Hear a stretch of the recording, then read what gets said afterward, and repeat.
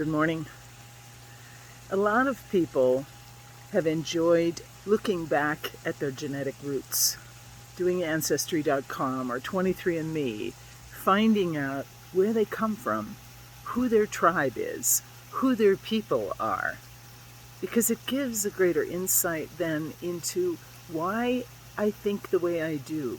Why do I respond as I do? And could there be actual family tree reactions in my bones and in my DNA that encourage me to respond in certain ways, in certain situations in my life? I have the joy of actually knowing where I come from, in the sense that both my parents were born in another country. And I know, because of family and visits, etc., what it means to be connected to people who don't live in the culture in which I do. Same goes for us spiritually. Who do you come from? Who are your people? Where are your roots? A lot of times we spend time looking at this background that we have, this Christian background that we have, and yet delving deeper, we may be confused as to how to do that.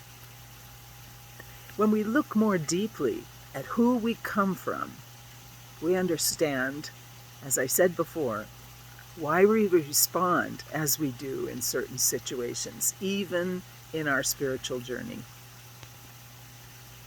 There's a book that I have read over the years. It's not one that you need to keep reading cover to cover, though it does invite you that. It's a book called Jesus, A Pilgrimage by Father James Martin. And it talks about his own pilgrimage that he made to the Holy Land, and then he draws parallels consistently at each visit, each stop, with the Gospels. So how does his personal experience connect with that of Jesus? Perhaps you have been on an actual pilgrimage. Perhaps you have walked from place to place, retracing the steps of holy people or of Jesus himself. Have you ever been on a retreat? Have you ever been on a silent retreat? Have you ever been on a 3-day retreat? Or a 5? Or an 8-day retreat? Or have you made an Ignatian 30-day retreat, which I can vouch for is an amazing experience? Every time we step away from the world in which we live and we try to find who we come from, quiet is involved. Solitude, stillness. If you simply wait a minute, God will be there. God filling the quiet, comforting you, inviting you, beckoning you. There in the quiet, wait a minute. And there is the divine offering you your next thought, your next heartbeat, your next breath. I love this consideration, and honestly, if I had the ability, I think I would build a retreat into every year of my life. And I know people who do that. And it's critical.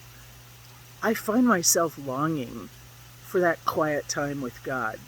When I was in religious life, we made an 8-day retreat every single year. And that was something that was renewing, filled my pockets, allowed me to view God and listen to God again in a different way. When you think you know all there is to know, or even in the back of your mind you know, well, I don't, but I don't know how to start, try a pilgrimage. Try a retreat. There's lots of virtual retreats online too. Read a book. Jesus, A Pilgrimage. Spend time with someone whom you come from. Ask how God's own choices and Jesus' own choices influence your own.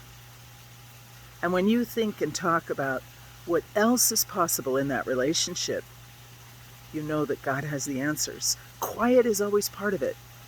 All we have to do is wait a minute